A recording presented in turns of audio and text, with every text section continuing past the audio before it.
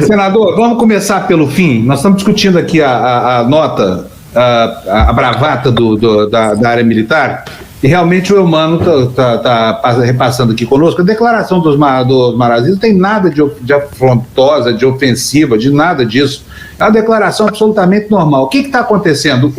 Será que uma nota dessa, defendendo oficiais notadamente corruptos, significam que os oficiais generais que comandam as Forças Armadas optaram por esse lado, o lado escuro da força? Optaram pelo lado da corrupção, é isso? Não, eu não acredito que isso tenha acontecido. Primeiro, a fala do senador Omar Aziz, ela foi muito clara no sentido de dizer que, infelizmente, a cada momento que nós avançamos na investigação, nós estamos encontrando, não é, determinados personagens que naturalmente não representam instituições, mas que estão envolvidos em ações profundamente ilegais, equivocadas. Por exemplo, o fato de ter surgido aí um pastor não significa que todos os evangélicos ou todos os pastores evangélicos estão comprometidos com corrupção. Assim como o fato de que surgiram vários integrantes das Forças Armadas nessas investigações, não significa que as Forças Armadas como todas estejam impregnadas de corrupção. Em nenhum momento o Aziz quis dizer algo diferente disso que eu estou falando. Agora, uma coisa é clara, essa tentativa de infiltração de Bolsonaro, das suas ideias, dos seus conceitos, e essa tentativa de ele estabelecer um controle sobre as Forças Armadas, termina tendo repercussões, não é, as mais diversas, entre elas essa. Afinal de contas, não existe nenhuma instituição humana em que dentro dela você não tenha boas pessoas e más pessoas. Nunca existiu esse tipo de coisa. Então, eu acho que isso foi usado como um pretexto para tentar intimidar o Congresso Nacional, para tentar intimidar a sociedade, mas eu não acredito que isso vá ter qualquer repercussão, não é? Senador? Pois não. Bom dia, parabéns pelo aniversário. Obrigado. Então, não fica claro que o Exército e as Forças Armadas cometeram um erro ao deixar que oficiais da ativa entrem e assumam cargos num governo, né?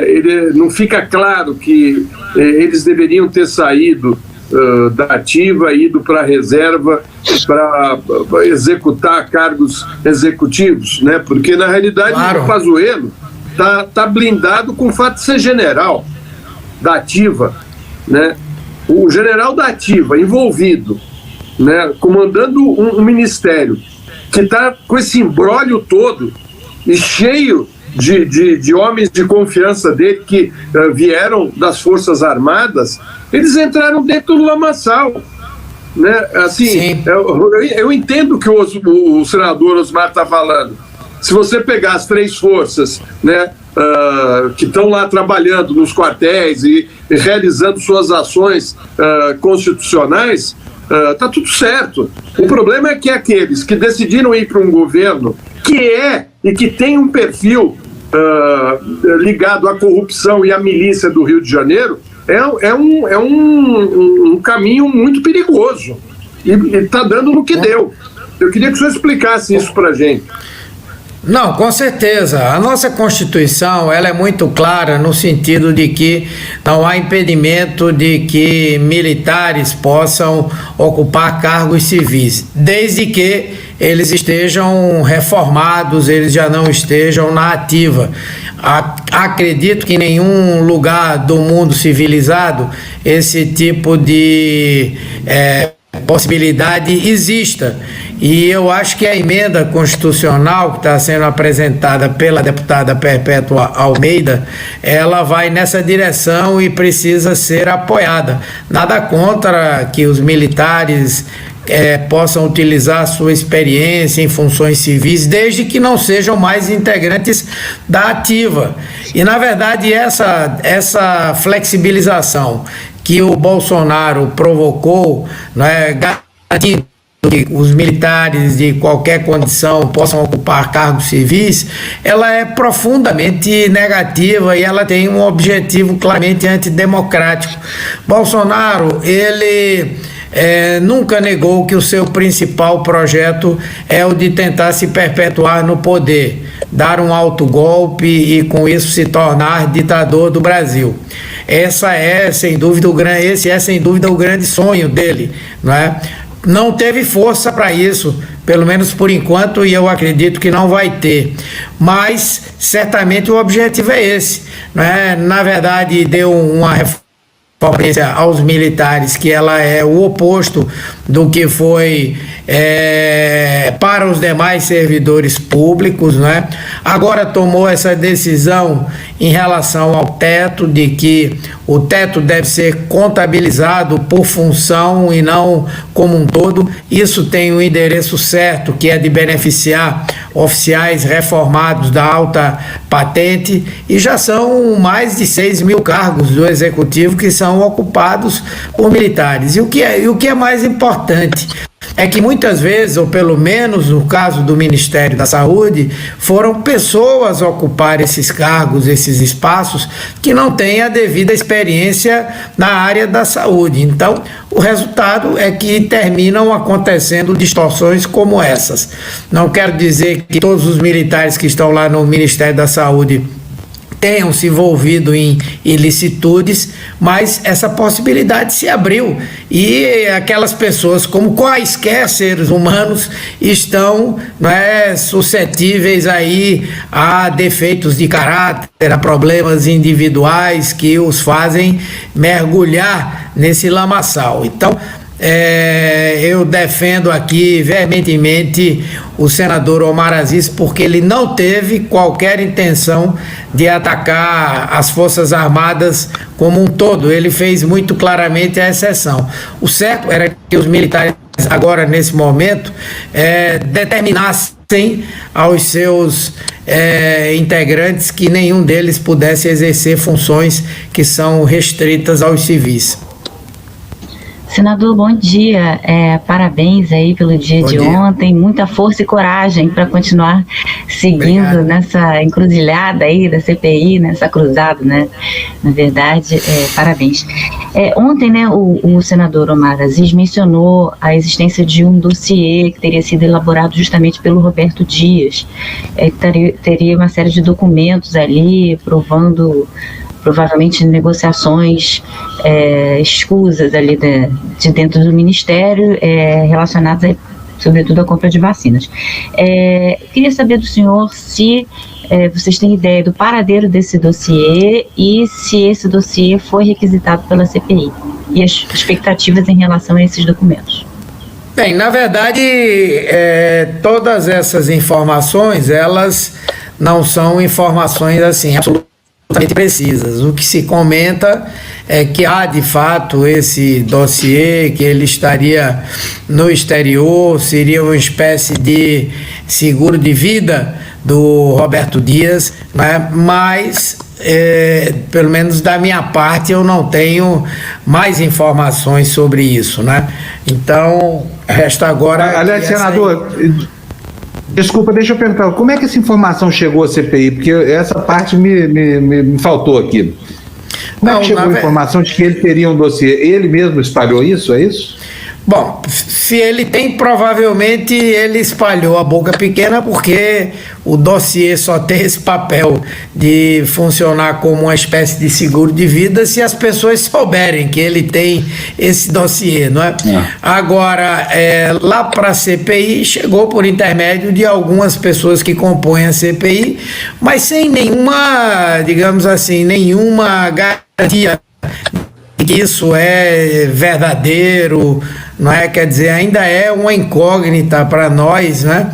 Se de fato isso existe. É possível que exista, não é? Agora, o importante é que esse depoimento de ontem, independentemente da discussão que possamos fazer sobre se era correto prender ou não, enfim, mas ele foi muito revelador no sentido de que para nós está muito claro que há hoje uma briga entre grupos, né,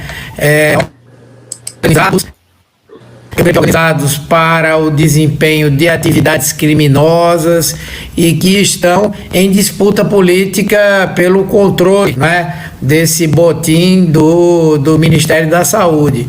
E nós precisamos enveredar por esse caminho para, de fato, constatar o que até mesmo nós imaginávamos que não existisse.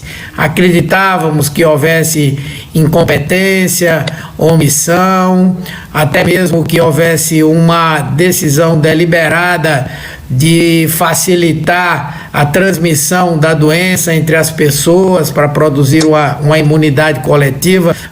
Mas achávamos que houvesse digamos assim, uma utilização de vacinas, de outros insumos para o benefício pessoal, para atos de corrupção. Isso é realmente uma coisa criminosa, né? E que precisa ir a fundo.